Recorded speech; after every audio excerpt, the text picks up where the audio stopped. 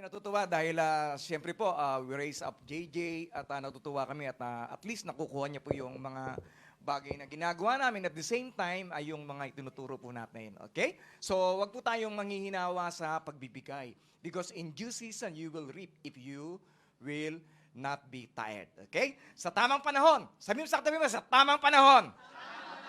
Okay, tayo'y aani kung tayo ay hindi mapagod. Okay? Kaya ako'y natutuwa dahil sa mga testimonies kanina. Alam niyo po, meron po kaming pre-devotion sa umaga bago po kami mag-pray, bago po mag-practice. Yung mga dancer, bago po mag-practice ng tugtog, ay meron po mga testimony portions. Ako'y tuwa-tuwa sa testimony ni Sak. Si Sak, sabi niya, 7 months. Okay, wala po siyang work. Okay, pero praise God at nagka-work siya. Hindi po talagang pasasalamat na po siya. Paano niya pong na-survive yung 7 buwan? Amen, by the grace of God. Amen. So just imagine, di man lang nangayayat yan, no? Okay, di ba? Kahit na panay ang takbo niya. Wala pong gabi na hindi po siya nakakain. Okay, ibig sabihin na nalipasan siya ng gutom. Okay, so nakakatuwa po talaga ang ginagawa ng Panginoon sa ating po mga buhay. Basta wag lamang po tayong, wag po nating ilalayo ang ating pong paningin sa kanya pong kabutihan, sa kanya pong biyaya. Dahil sa bawat araw, meron po tayong kabutihang natatanggap. Amen. Di ba yung hininga mo, di ba? It's a gift. Si Johanna, nakakatuwa. Dahil last Thursday, nag-send po siya sa akin ng mga pictures ng kanya pong na-sale. Dahil aside from working, bukod po sa kanya pong pagtatrabaho, meron po siyang overseas business transactions. Okay? Sa Pilipinas, okay? Yung po yung nagagawa po ng internet. Ibig sabihin, after work, natutuwa na bless ako sa kanyang testimony dahil hindi lang po siya masipag sa trabaho, masipag din po siya pagkatapos ng trabaho. Okay? Sabi mo, saan narinig mo ba yun? Okay? Hindi yung pakapapasok mo pa lang, wala ka nang inintindihan, tagal naman ng oras. Di ba, kapapasok mo pa lang, hey. Di ba? Yung po, pagkatapos po niya ng work sa hotels, alam niyo po, hindi po madali ang trabaho sa hotel dahil ako po naranasan ko po magtrabaho sa hotel, sa housekeeping. Talaga pang backbreaking, okay? Talaga pong minsan hindi ko na kumakain para lang matapos maging trabaho. Hindi po madali ang trabaho, pero ganun pa man, meron pa po siyang extra strength na nagmumula sa Panginoon para po isagawa po niya yung mga bagay na dapat na yung talagang kinukonvict na gawin niya para sa kanilang future ng kanyang asawa. At alam niyo po, pray ko siya dahil meron po siyang online na sapatos. Okay? Ang ginagawa po niya, nagpipicture-picture. Okay lang ba? Sabihin ko yung sikreto mo. Okay? Paglabas niya po ng trabaho, punta po siya ng mga shoe store. Di ba? Nagpipicture-picture siya ng sapatos ng Nike, Adidas. And then, sisend niya lang yung picture sa kanya pong page. Oh, so just imagine, sa dami po ng mga seller sa Facebook, alam niyo po, bakit siya po yung napipiling bilhan? Kasi po, merong biyaya ang Panginoon sa kanya. Amen? Hallelujah. Alam niyo pa, pagka pinagkatiwala po natin sa ating Panginoon, yung ating po mga ginagawa, sigurado po pagpapalain po niya. Praise God. Ilan yung mga 10? Ay, yung na-sale mo na orders?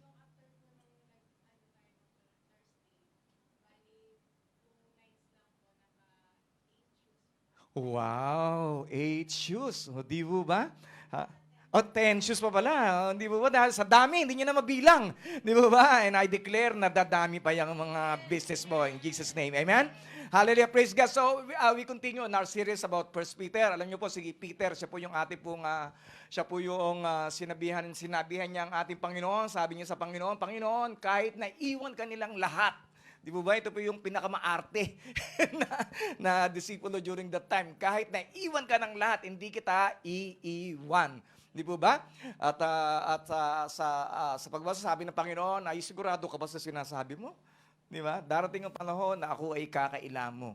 Okay? Pagka narinig mo yung tumilaok yung manok. Kaya kaya magtataka kayo, di po ba, sa mga yung pagka may hawak na manok, si Peter yan. Okay?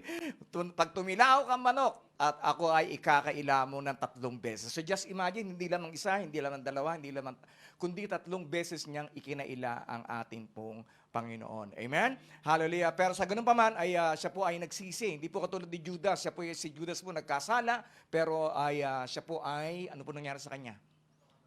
Nag-suicide. Okay, nag-suicide po siya. Bakit? Hindi po siya nagsisi sa kanya pong kasalanan. Okay? Kaya dapat po tayo magpapadala po hindi po sa kalungkutan ng mundo, kundi sa kalungkutan na nagmumula sa Diyos para magdulot sa atin ng tunay na pagsisisi. And in our review and sa ating po mga napag-aaralan ng mga nakaraang linggo, how to make the best of time. So paano ba tayo magiging mabuti sa panahon na katulad na ganito, out of worst of our times. How to stay clean in a polluted world. Paano ba tayo mananatiling malinis? Paano ba tayong kasi hinugasan na tayo ng ating Panginoong Hesus, hindi ba? Ng kanyang banal na dugo tulad ng ating awitin kanina. Dahil sa kanyang biyaya, dahil sa kanyang kabutihan, tayo ay nilinis na niya. Sino po dito yung pagka naligo ka, gusto mo ay magdudumi ka uli? Di ba? Hindi na, di ba? Kaya nga naliligo ka pagkatapos magluto. Naliligo ka pagkatapos magtrabaho. Okay? Tama po? Okay, praise God. Kaya kita nyo, babango ng katabi ninyo. Di ba? Sabi mo, puti na lang, naligo ka kanina. Di ba? And then, who we really are in Christ. Last Wednesday ay tinalakay po natin, sino ba talaga tayo sa ating Panginoon? And then we have studied that we experienced the same birth. Tayo pong lahat ay pinanganak in the Spirit. Kaya it's very important that we should be born in the Spirit. Okay? To be born again. Because unless a man be born again, he cannot see the kingdom of God. At nais po natin na tayo po ay makapasok sa kaharian po ng Diyos. And then we enjoy becoming a one family. Kaya tayo magkakapatiran. Okay? Sabihin mo sa katabi mo, magkapatid pala tayo. Okay?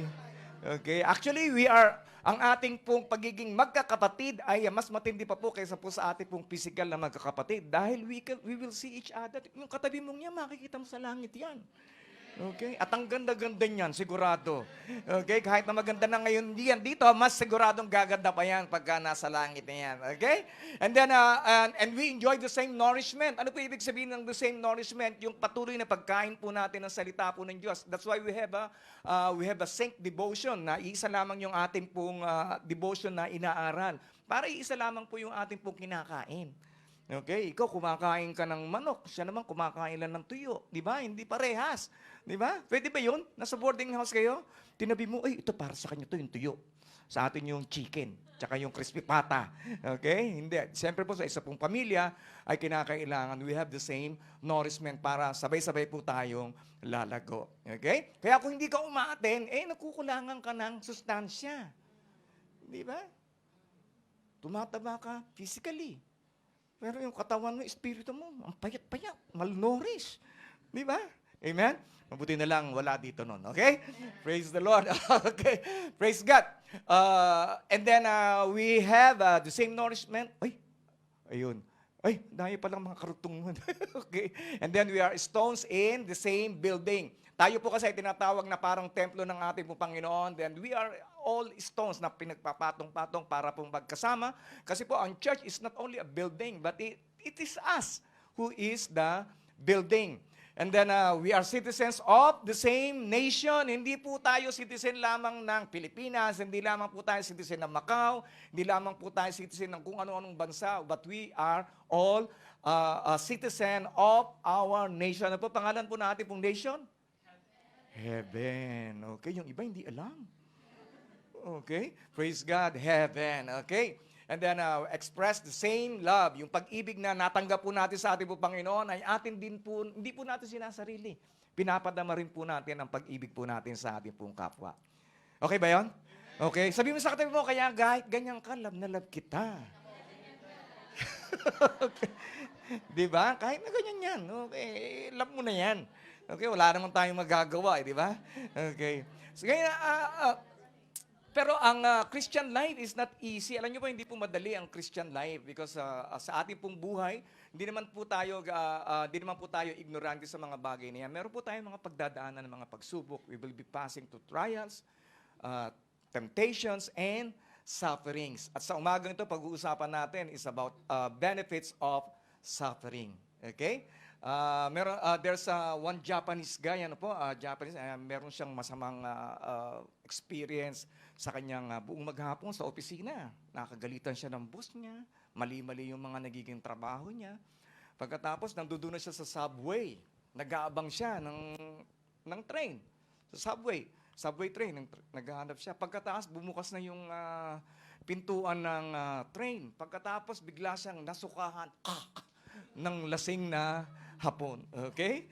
Sometimes, sufferings, bad days happens to all of us. Okay? So, malas, di ba? Pero ano po ba yung mga benefits of suffering na ating po pag-uusapan? Sabi mo dito, for the Lord's sake, respect all human authority, whether the king as head of state or the official he has appointed. For the king has sent them to punish those who do wrong and to honor those who do right. Pagka meron kang ginawang mali at ikaw ay naparusahan, hindi naman naluluwalhati ang Diyos doon. Pero pagka ikaw ay gumawa ng tama, in spite na ikaw ay ginagawa ng mali, siyempre yun ang naluluwalhati ang ating po Panginoon.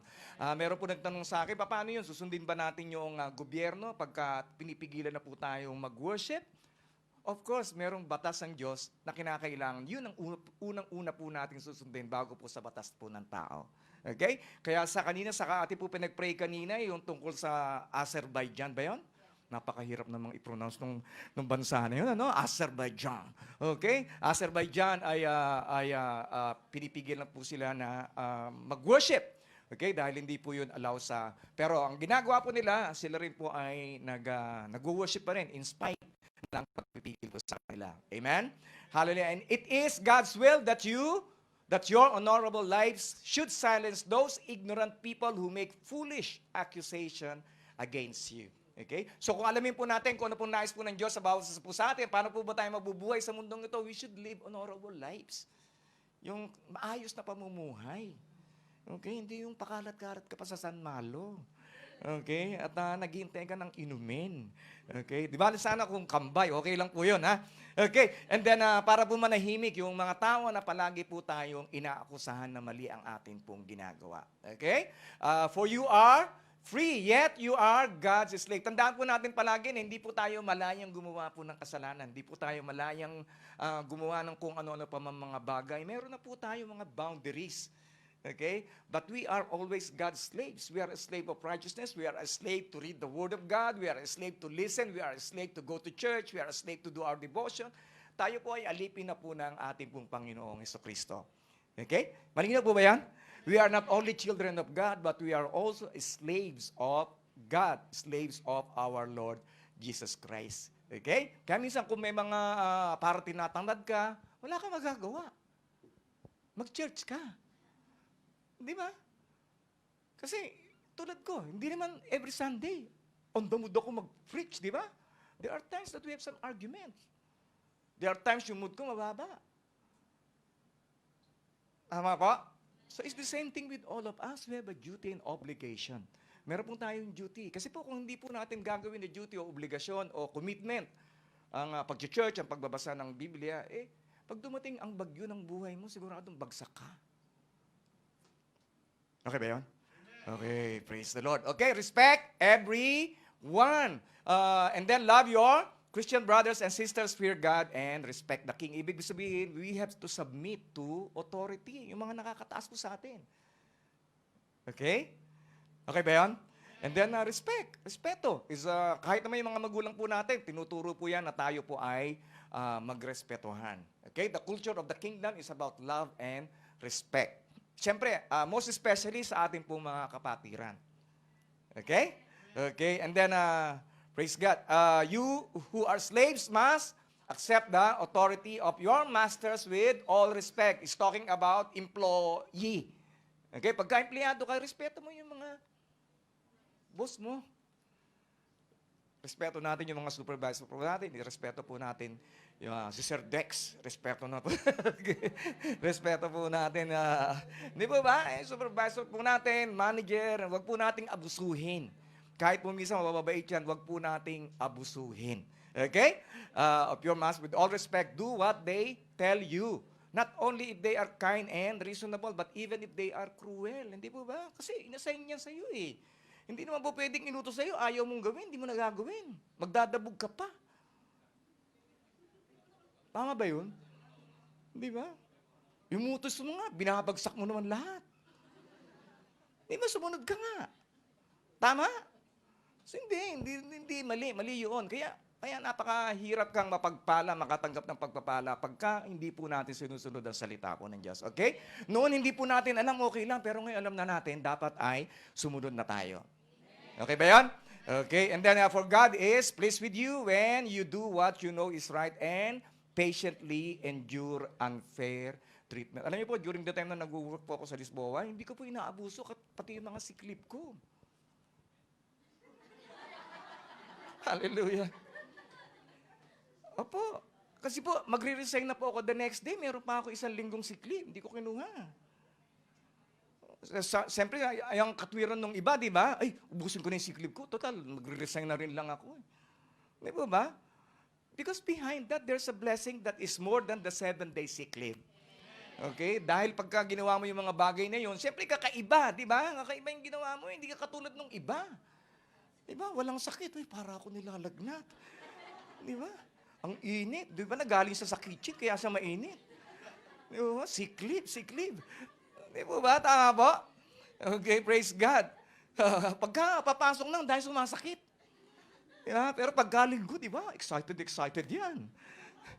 Okay, di ba? So, for God is pleased with you when you do what you know is right and patiently endure unfair treatment. Kahit na minsan, di ba? Ba't ganun?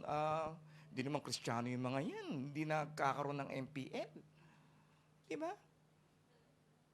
Unfair treatment. Sipag-sipag ko, yun pa yung na-promote. Palagi lang nagbibisik ng tubig pagka dumarating supervisor namin.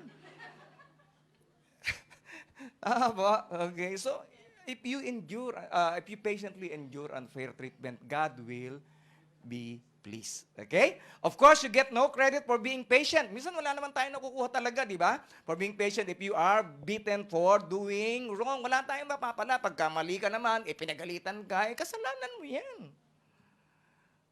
Di ba? Natsaula ka dahil palpak yung ginawa mo. Nagpapaluto ng nilaga, adobo niluto mo. Di ba?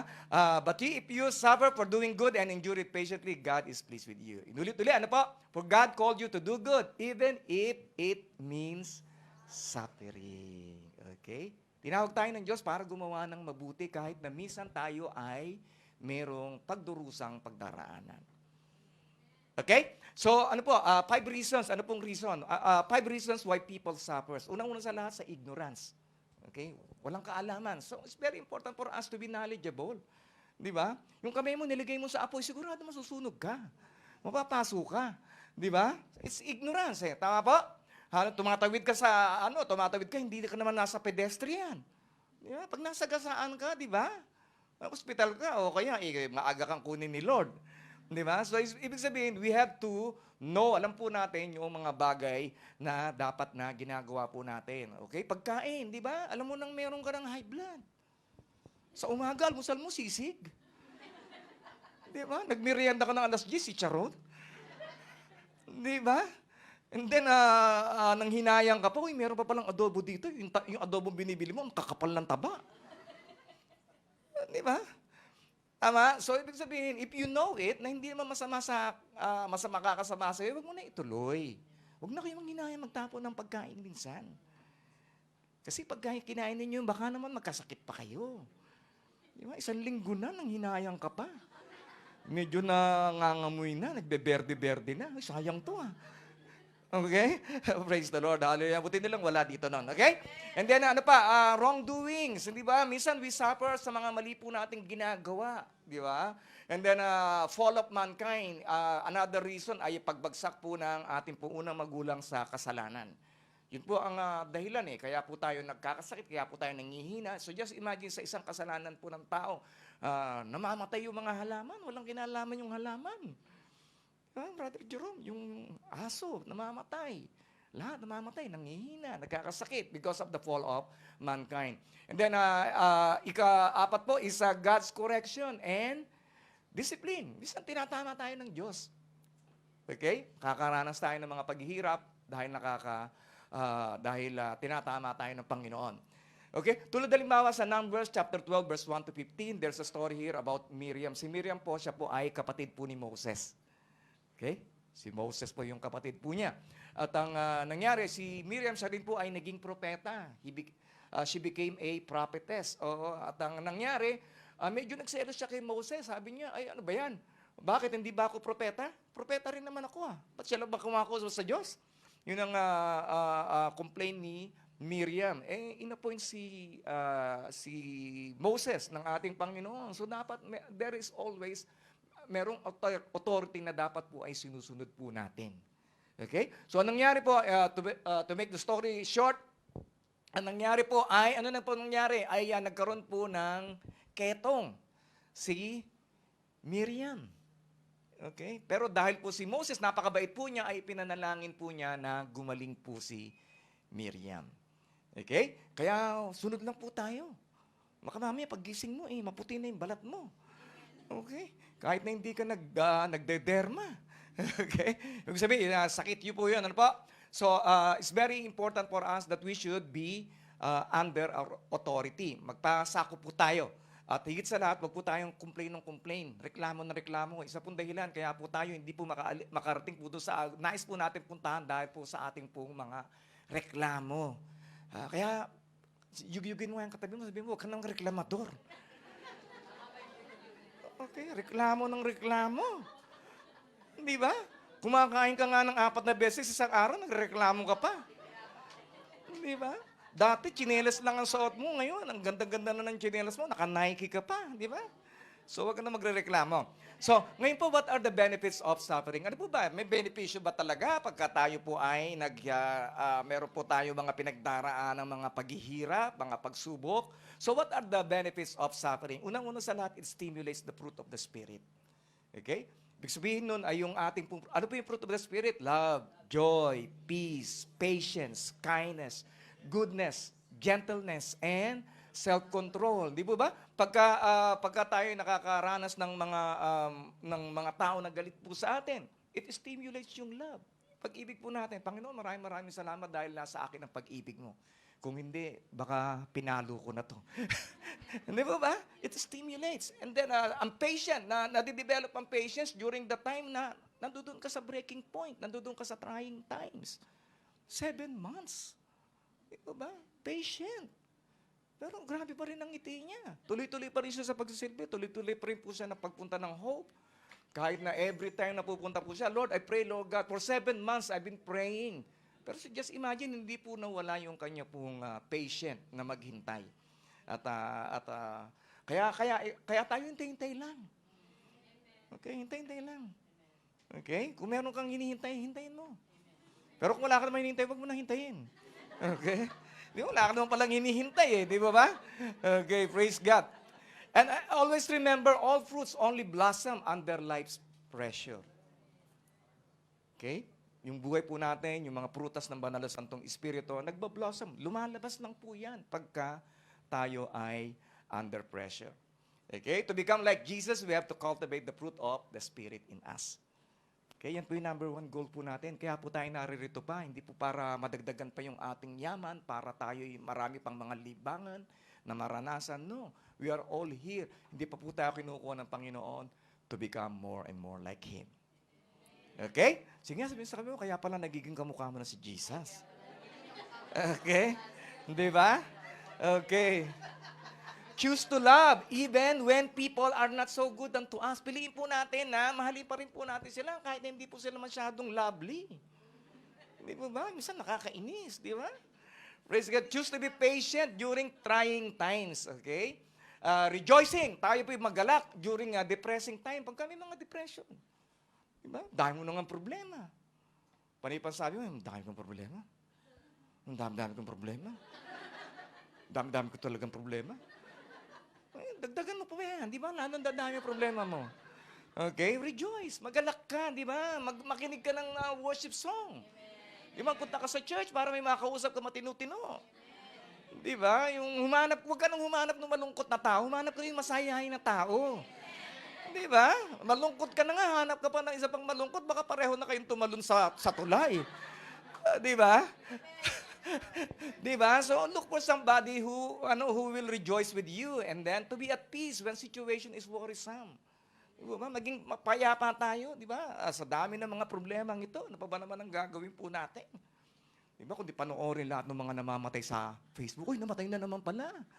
May namatay na naman pala. May namatay na naman. May sakit. May namatay. Di ba? Di ba? So, madadagdagan yung ating lalong pag-worry. And then respond in kindness when people are mean and rude. Diba? Maging mabait ka. Kahit na minsan bastos. Diba? Praise God. And then, ano pa po? By being gentle with people na medyo nakakainis talaga. Hindi naman talaga, meron po talagang tao gifted. Okay? Gifted ng inis. Okay? Marami po niyan. Okay? Kaya po dapat we have to be ready. Hindi po ba? Gifted. Hindi po ba? Makita mo pa lang talagang nakakainis na. Hindi po ba? Then controlling what you say when you are triggered. Di ba ba? I-control po natin yung ating pong mga sasabihin pagka nati-trigger yung ating pong anger. Okay? Piliin po natin yung mga bagay na ating pong sasabihin. Kasi once yung bagay na ating po sinabi, pag nasabi mo na yan, mahirap po nabawiin eh. Di ba? Para ka nagbato ng granada, di ba? Lahat sila, nasabi mo, ako para maging maayos ako. Okay? Binato mo yung granada. Kasi pagka sabi mo, puputok ako pagka hindi ko ito nilabas. Okay? Sasabog ako. Okay? Ngayon, nilabas mo na. Ngayon, sila lahat duguan, di ba? Pero ikaw maayos. Tama.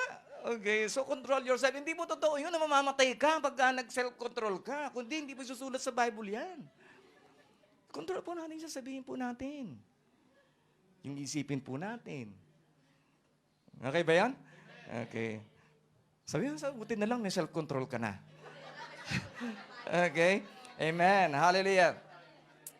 By this suffering, we stimulate the fruit of the Holy Spirit and become more and more like Christ. Hindi po ba? Hindi naman po ma-test yung patience po natin kung tayo po ay hindi sinususubukan. Okay? Okay. Praise the Lord. And then number 2 po ay purifies. Ay, ba't lumipat ito? Itong isa hindi. Ayun. Okay. Purifies our faith. Nalilinis yung ating pong pananampalataya. Hindi po ba? Without suffering, faith is unnecessary. Kung wala namang pagsubok, hindi masusubok kung may pananampalataya ka, wala. Diba? Wala kang pera. So, paano masusubok pananampalataya mo nun? Siyempre, mananampalataya ka, Panginoon, alam ko, nalilipas din to. Alam ko na sa sweldo may pera na ako. Hindi mo ba? Hindi mo ba? Amen? Faith. Okay? Praise God. Pag nawalan ka, just have faith. Nababalik sa iyo yung mga bagay na nawala sa iyo. Hindi ba? Na mas higit pa sa inaasahan mo. That is faith. Hindi po ba? Nalilinis yung ating po pananampalataya. Okay? So, lahat naman po tayo, most of us, if not all of us, ay nakakilala dahil during the time of suffering. Kasi kung mayaman, kung may pera ka, malakas ka, di ba? Yabang-yabang mo. Kataas ang kili-kili mo. Di ba? Nawalan ka na ng trabaho, na MPL ka, di ba? Nandito ka na. Di ba? Nalaman mo ngayon kung sino si Jesus. Nakilala mo siya. Amen? Kaya magpasalamat po tayo sa mga suffering na ating mong pinagdaraanan. Kasi kung di ka nagsasuffer, hindi ka naman talaga mananalangin ng taimtim eh. Di ba? Ang panalangin po natin ay nasusubok pagka tayo ay nagkakaroon ng pagdurusa. Amen. Kahapon, nakakatuwa yung sharing namin ni Sister Sol. Yung mga suffering na pinagdaanan po niya. Doon po, sabi po niya, doon niya naranasan talaga na lumuhod, umiyak. Hindi po ba? Ikaw naranasan mo na umiyak? Kailan? Kanina. Okay. Praise God. Okay. And then suffering exercises and strengthens our faith muscles. Okay? Nadadagdagan yung pananampalataya po natin. Di po ba? Nadadagdagan. Kasi nananampalataya ka eh. Inuulit-ulit mo sa sarili mo yun. Binabasa-basa mo. Palagi mo nire-remind ng sarili mo, matatapos din to. Ano man ang pinagdaraanan ko, matatapos din to. Yung aking mga utang, mababayaran ko rin yan. Yung mga nagkakautang sa akin, magbabayad din yan. Di po ba? Di ba? Amen? It purifies our faith. Okay? When we go through hardship and our faith are tested. Di po ba? Nasusubok ang ating po pananampalataya at yung ating mga kahinaan na i-expose, lumalabas. Di ba? So ngayon, kung hindi po natin idudulog sa ating Panginoon na tayo bigyan niya ng kalakasan during in times of suffering, wala po tayong matatanggap. Kaya po it's very, very important na ang ating pong suffering ay atin pong alalahanin. Okay? Alam niyo po ba yung pain, yung suffering is like a sandpaper. Para po siya papildiliha. Bakit? Kasi papel, di ba, nagpapakinis. Di ba? Suffering is like a sandpaper that smooths our rough edges. Okay? Nakapagpapakinis ng ating mga magagaspang na mga pag-uugali. Di ba? Magagaspang na mga nilalaman ng ating pong puso. Kaya pag kami mga magagaspang na mga sinasabi, di ba? Mga magagaspang na pinopost sa Facebook. Okay? Kaya kailangan natin ng sandpaper. Okay? Sabi mo, mamaya bili tayong papel de liha. Okay? Okay. Praise God. Okay, so during time of suffering, our faith is being purified like gold. Hindi po ba? Pagka panahon ng mga pagdurusa, meron po tayong mga dinaranas para tayong apoy na pinadadaan sa para tayong ginto na pinadadaan sa apoy. Okay? Para tayo ay mas lalo pa maging makinang, para lalo tayo mas maging makinis, para mas lalo pa tayong maging kaakit-akit, para pa tayo ay mas lalong nagbigay ng kaluwalhatian sa ating pong Diyos. Amen? Sino bumili dito ng gold? Nakabili po ba kayo ng gold dito sa Macau? Amen. Yung iba dyan, sabi, ang dami ng gold na nabili. Okay? Hindi naman ito nakalagay sa putikan, di ba? Bigyan ka na, mamili ka na. Nasaan? Halukain mo sa putik. Di ba? Nakalagay sa eskaparate, sa magandang box. Di ba? May ilaw pa. Daming ilaw. Diba? So, ganun din po ang bawat sa atin. God is purifying each and every one of us. Okay? Through suffering. And then, ano pa po? Ang kagandahan pa po, pagka tayo po yung nagkakaroon ng suffering, it deepens our obedience. Lumalalim ang ating pong mga pagsunod sa ating pong Diyos. Tama? Pagka wala kang kailangan, di ba? Kung nasaan-saan ka, natutulog, di ba? YouTube. Facebook. Tama? Ay, wala na akong usap. Tahimik na lahat. Okay? Di ba, wala kang kailangan eh. Di ba? Pero pagka meron kang dinaranas, pagka meron kang pinagdaraanan, di ba? Sarado pa yung church, nandiyan ka na. Tama? Okay, details are obedience. Okay, the foundation of a genuine faith is obedience. Ang pundasyon talaga ng ating pananampalataya ay walang iba kundi ang pagsunod. Okay? Obedience is very costly. Napakamahal ng obedience because it requires courage. Kinakailangan natin ng tapang. Kinakailangan natin ng mga sakripisyo. Kinakailangan natin ng disiplina. Okay? At palagi po natin tandaan, God is good all the time. Okay? And all the time, God is good. Okay? Palagi po natin tandaan po yan that He always has our best interest in His mind. Meron ang ating pong ikabubuti. Yun po yung palagi pong nasa Kanya pong isipan. Okay? Kaya kung may pinagdaraanan ka man, daanan mo lang yan. Huwag kang mag-overstay dyan. Okay? Huwag kang manatili dyan. Okay? Isipin po natin, lahat po ng mga bagay ay lumilipas. Okay? Praise God. Sabi nga, ang kabutihan po ng Diyos ay mahaba. Pero yung pagsubok po sa atin, minsan makaliit lang. Okay? Kaya pagdaanan lang po natin yan. Okay? So regardless of how bad things may appear to us, okay, basta manampalataya lang po sa Kanya. Kahit na po ang ating po Panginoon, He learned obedience through suffering. Okay? Siya po ay nakaranas ng mga pagsubok. Pagsubok ng Panginoon, ano po ba? Siguro kahit na katiting, hindi pa po natin naranasan. Okay, kaya palaging tingnan lang po natin ang ating po Panginoon when we are suffering. Okay. And then ano pa po? It increases our dependence on God. Okay? Kaya kung gusto po niyo talagang madagdagan ng inyong pagdepende sa Panginoon, alam niyo po kung paano? Paano? Magpastor kayo. Okay. Okay, yung kahit nagawa mo na yung PowerPoint mo, gawa mo na yung mga content mo, okay, patuloy ka pa rin na nanalangin, okay, na siya ang mangusap sa pamamagitan ko. Okay? Praise God. Meron pong mga pros pagka when you really surrender yourself unto God. Unang-una sa lahat, you are eternally secured. Di ba? Ikalawa, napupwersa ka, you are compelled to do and obey God. Di ba? Wala kang magagawa eh. Kinakailangan mag-send ng devotion. O di, mapipilitan kang magbasa. Tama po? Okay. Praise God. To live a victorious life. Kung gusto po natin na matagumpay na pamumuhay, Kristiyano, we must rely on God than our talent, than our knowledge, than our intelligence, than our career, than our possession. Okay? Hindi tayo umaasa lamang sa mga talento po natin, karunungan, sa trabaho, sa visa natin. Di ba? Hindi yun dapat makaka-apekto sa atin. Right heart is better than a great talent. Kaya po, palagi po nating sa mga workers, kaya po we always oblige you to send your devotions. Kasi po, yun po yung nag-check ng heart po natin. Mahirap po na tumayo ka dito, mataas, malaki na ang ulo mo kaysa sa puso mo. Di ba? Marami na po kasi na tumayo dito na ganyan po nangyari. Talented. Grabe. Pinagsasalita yung gitara. No, galing. Galing. Pero, mali ang heart. So, nakakalungkot, sayang yung talent.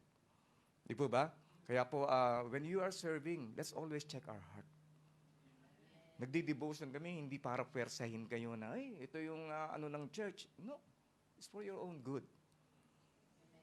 Kasi bakit? Ang nagmamataas ay binababa ng Diyos. At ang nagpapakumbaba ay itinataas ng Diyos. At ayokong dumating kayo sa panahon na bumagsak kayo. Okay? Amen. Love niyo ba sa pastor? Amen. Okay. Increase our dependence on God. Okay? Kaya po, it's very crucial yung ating pong devotion because God always check our heart. Palagi po niya chine-check ang ating pong puso. Okay? Suffering forces us not to trust on our own strength. Ang mga pagdurusa minsan dinadala niya tayo para hindi magtiwala sa ano pa mga bagay maliban sa Diyos. Okay? And then ano pa po? Suffering helps us find divine joy. Okay? Divine joy is not the same as yung natuwa ka dahil nanood ka ng NBA. Natuwa ka dahil nakapag-Facebook ka. Natuwa ka dahil nag-TikTok ka. No, it's more than that. Okay? Divine joy. Hindi yung nakatulog ka ng 11 oras. Okay? Kumain ka ng sangkaterbang pagkain. Okay? It's more than that. Alam niyo po, 1 out of 5 people suffers from depression. Okay? At ang gusto lang naman natin sa ating buhay, tayo ay maging masaya. Di ba? Yun ang katwiran na iba. Kaya nagpupunta ka ng church para ano? Para maging masaya. There is joy in the church. Pero unless hindi mo nakikita yan sa puso mo, mawawala yan. Kasi it's only external things na yung tinututukan. Okay? So don't allow your happiness to be dependent on external triggers. Yung iba masaya pagka kumakain. Masaya pagka day off. Masaya pagka may trabaho. Masaya pagka may pera. Iba masaya pagka may kasama. Kaya huwag po tayong umasa doon sa mga external na bagay na nagbibigay lang sa atin ng kasayahan. Okay? We must depend. Kanino po tayo magdepende? Sa ating pong Diyos. Okay? There are a lot of things we can control. Masaya ka lang pagka maganda sinasabi siya, paano na kung napintasan ka? Yan, sakit. Di ba? Nasabi niya yun. Di ba? Wala tayong control. We don't have any control kung ano ang iisipin ng tao sa atin. Wala tayong control kung ano ang sasabihin ng tao sa atin. Okay? Kaya wag po tayo magdidepende dyan. Okay? Nagpaganda ka. Ine-expect mo na sabihin ka ng asawa mo, yung ganda-ganda mo naman. Hindi ka sinabihan. Di ba? So, don't expect anything. Okay? And then we can control how people will treat us. Either. Hindi natin alam paano niya tayo tatrato. So, wala tayong control paano yung economy. Ano ba yung ekonomiya? Pahirap na ng pahirap ang mundo. Diba? And then, ano ba itong COVID na to? Kailan ba ito malilipas? Kailan ba ito mawawala? Wala tayong control doon. Hindi natin dapat ibase yung ating kasiyahan sa mga bagay na pangmundo. Okay? Kalabas lamang. Masaya ka lang pag may trabaho. Paano na kung wala na? Diba? Okay. So, dapat palagi po nating isipin, masaya ako pagka si Kristo ay aking kasama. Amen. Yan po natin itutok ang atin pong kagalakan. Kundi ang mangyayari po natin ay para po tayong masaya, malungkot. Masaya, malungkot. Masaya, malungkot. Di ba? Parang roller coaster yung atin pong damdamin dahil nakabase ang atin pong kaligayahan doon sa mga bagay na panlabas lamang. Okay? Kaya hanapin po natin palagi yung divine joy, yung kagalakan ng Diyos na pinagkakaloob niya sa atin. Kasi often, people will disappoint us. Disappoint ka ng tao. Kala mo, tutulungan ka. Di ba? Hinahanap mo, tinulungan mo. Di ba? Tapos, naghihintay ka na, tutulungan ka rin. Di ba? Nung kailangan, wala na. Di ba? Nagpalit na ng name sa Facebook. Di ba? Will disappoint us. Kaya po, huwag po tayong aasa. Ang katuwa nga po isang pastor, sabi niya, nagpunta po sila na Spain, nakita po namin yung pastor ato. Dami na nga ako, nasa Pilipinas pa lang sila. Sige, magsusuporta kami. Susuportahan namin yung ministry niyo sa Spain. Okay, hindi, nakarating sila sa Spain. Pagkatapos, nung nasa Spain na sila, wala nang nag-support. Lahat nagkasakit ng amnesia. Okay, wala nang nakaalala. Okay? Kaya people will really disappoint us. Kaya wag po nating iasa yung ating pong kaligayahan, kagalakan sa mga tao, sa mga bagay. Okay? May natututunan po ba tayo? Okay, and then ano pa po? Suffering sharpens our priorities. Di ba? Nung wala pang COVID, di ba? Kung ano-ano lang pinaggagasta mo, di ba? Bili dito, bili doon. Pero ngayon, natuto ka na. Alam mo na kung ano yung mahalaga. Di ba? Pagkain. Check. Pagkain. Check. Pagkain. Check. Di ba? Di ka na nagbibili ng mga kung ano-ano mga bagay. Tama? Ika-apat, pagkain uli. We know how to learn how to do our priorities. Okay? Sa lindol, pagka lumindol, ano po ba yung kukunin ninyo pag lumindol? Yung 51 inches na TV mo, dala-dala mo, lumilindol na. Yung relo mo, yung damit mo, yung bag mo. Di ba? Buhay mo. Buhay ng pamilya mo. Umuga noon sa aming, noong nagkaroon po ng hato, nasa 26th floor po kasi kami talaga 26th floor ang aming pong bahay. Talaga pong bagyo yun, pero parang lumilindol doon sa aming pong building. Kasi matindi, nasa taas kami. Talaga nagsishake. Uy, meron tayong paparapol ngayon. Okay. Okay, praise the Lord. Okay, praise God. Ay, yung nakasabit pala yung tumutunog. Ano ba yan? Hallelujah. Talagang masaya talaga dito. Okay. At akin pa yata ang telepono yan. Okay, yung business phone. Okay, praise God. So, priorities, di ba? So, pagka lumindol, ang gagawin po natin ay, hallelujah. Ayan. Okay, thank you, David. Okay, ang ganda ng announcement natin. Turn off your phones. Okay. Okay, hindi natin nakalimutan natin patayin yung Okay, so in times of suffering, let's put things first. Okay? Unahin po natin talagang kung ano yung mga bagay na mahalaga. Ano yung unang bagay na mahalaga pagka meron ka mga pagdurusa? Siyempre si Lord, lapit ka na. Kung kinakailangan mo lumuhod, lumuhod. Kung kinakailangan mo kumanta na malakas, kumanta ka na malakas. Kung kinakailangan mo itaas ang iyong kamay, taas mo yung kamay. Kung kinakailangan magbasa ng Bible at huwag kang kumausap ng kahit na sinong tao, gawin mo. Di ba?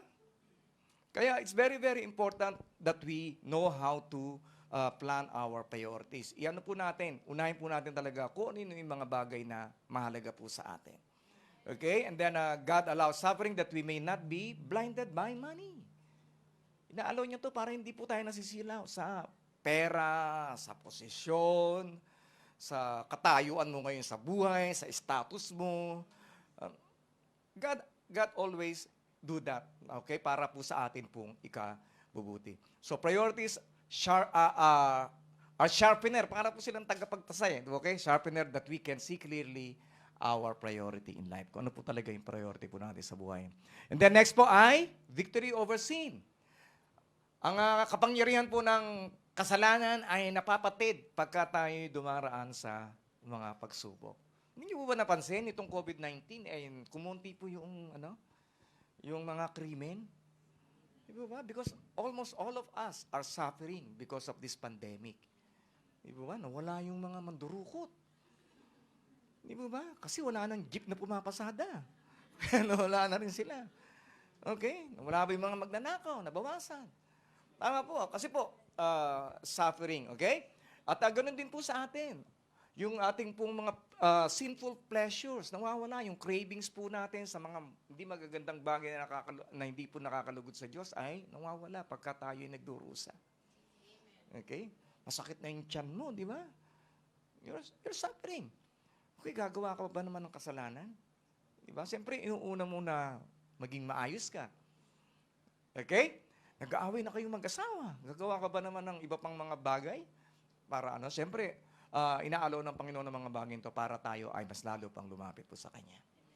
Okay, and then, suffering helps us to identify with others. Yung mga pinagdaanan po ninyo, pwede nyo po yun na maging dahilan ng pagpapala ninyo sa iba. Yung mga bad experiences ninyo na naranasan ninyo na sineshare ninyo sa ibang tao, ito ay nakapagbibigay po ng kalakasan sa iba. Okay? Nawalan ka ng trabaho, di ba? And then, nagkaroon ka uli. Di po pwede mo sabihin yan. Na NPL ng 7 months. Di ba? Pag may lumapit sa'yo, di ba? Pare, NPL na ako ng 1 month. 1 month, dingingiti ka lang. Di ba? Ako nga, 7 months. Di ba? So, ibig sabihin, nakaka-encourage ka. Okay? Kaya gamitin po natin yung mga sufferings po natin para po makapag-comfort po tayo na iba. And then focus our eyes on Jesus.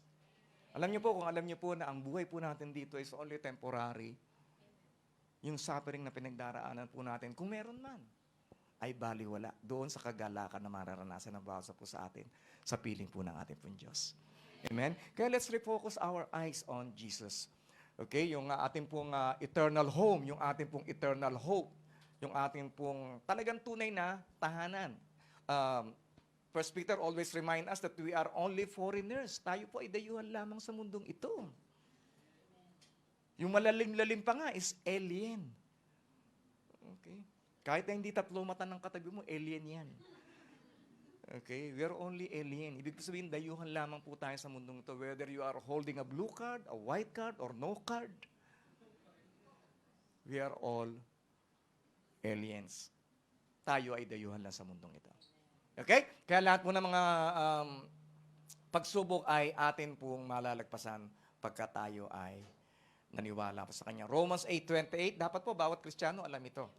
Romans 8:28, everything works together for good to those who love God and who are called according to His purpose. Kaya tinawag ka ng Diyos. You have a purpose. Mahal ka ng Diyos at alam kong mahal na mahal mo rin ng Diyos. Kaya ano man ang mga pinagdaraanan mo, siguradong sasamahan ka ng Diyos and you will become stronger, more patient, more hopeful, more loving, more kind, more gentle pagka napagdaanan mo ang mga bagay na ito. So tayo po natin tumayo. Sabi dito, just as Christ suffered for you, He is your example. And you must follow in His steps. So if we suffer with Christ, we'll also reign with Him. Hallelujah. Hallelujah. Panginoon, once again, Lord God, we just want to thank you for opening our eyes sa pagbubukas mo ng aming pong isipan. O God, na ang anuman po ang aming pong mga pinagdaraanan ay meron naman pong benepisyo. And Lord, we just want to thank you dahil hindi man po namin nakikita, hindi man namin po alam, pero alam namin na mas maigi ang plano mo sa aming pong buhay. Lord, patuloy kang kumilos sa buhay ng bawat po sa amin. At sa aming pong awitin, O Diyos, ito ay yung tanggapin. And as we follow you, we will do it, Lord, all the rest of our lives. Christ is my reward and all of my devotion.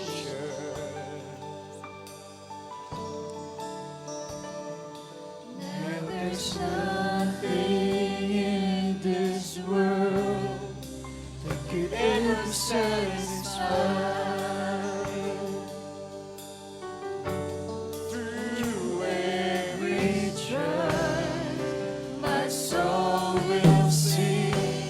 You turning back, I've been set free. Christ is enough for me. Christ is enough for me. Everything I need is in you. Everything I need. Christ, my all in all. The joy of my